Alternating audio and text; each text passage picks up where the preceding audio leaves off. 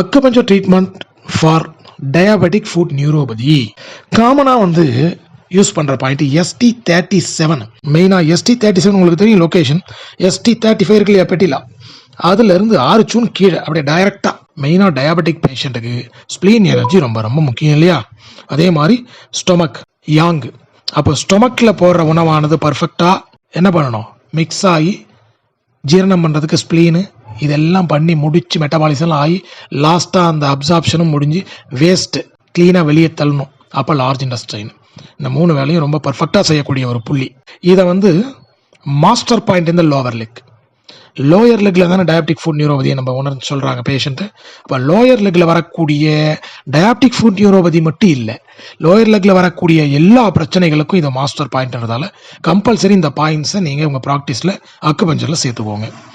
அடுத்து ஜென்ரலாக local point ST42 liver 4 K3 அந்த ஆங்கிள் சுற்றி வருது இல்லையா ஒரு பெயின் ஃபுட் நியூரோபதியால், அதுக்கு அந்த நம்னஸ்க்கு இதை லோக்கல் பாயிண்ட்டாக யூஸ் பண்ணிக்கலாம். ஸோ பர்னிங் பெயின்னு சொல்லுவோம் இல்லையா, திகுன்னு எரியுது, நம்னஸ் உணர்வு இல்லை சரியா காலில், பாட்டம் ஆஃப் தி ஃபீட்னா உள்ளங்காலில், ரைட்டா, அதுக்கு கொடுக்கலாம். இது K1.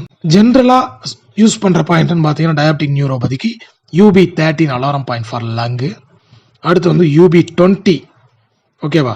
அடுத்து SP9ன்ற புள்ளி காலில் இருக்கக்கூடிய வீக்கத்தை மட்டும் இல்லை பாடியில் இருக்கக்கூடிய வீக்கத்துக்கு ரொம்ப அற்புதமாக ஒர்க் பண்ணுற புள்ளி. ஸோ இந்த டயாபெட்டிக் ஃபுட் நியூரோபதியால் வரக்கூடிய வீக்கத்துக்கு மிகச்சிறந்த புள்ளி SP9. SP6னாலே உங்களுக்கு ஞாபகம் வர்றது 3 yin junction, spleen liver and kidney. இது 3 மெரிடியன் இணைக்கக்கூடிய ஒரு புள்ளி. ஹைப்போகிளைசிமிக் பாயிண்ட்னு சொல்லுவோம். ஓவரா சர்க்கரை ஹைப்பர் கிளைசீமியா, சர்க்கரை அதிகமாக இருக்கிறவங்களுக்கு இந்த பாயிண்ட்டை கொடுத்தோம்னா கண்டிப்பாக சர்க்கரை லெவலை கொஞ்சம் கொஞ்சமாக ரெடியூஸ் பண்ணும்.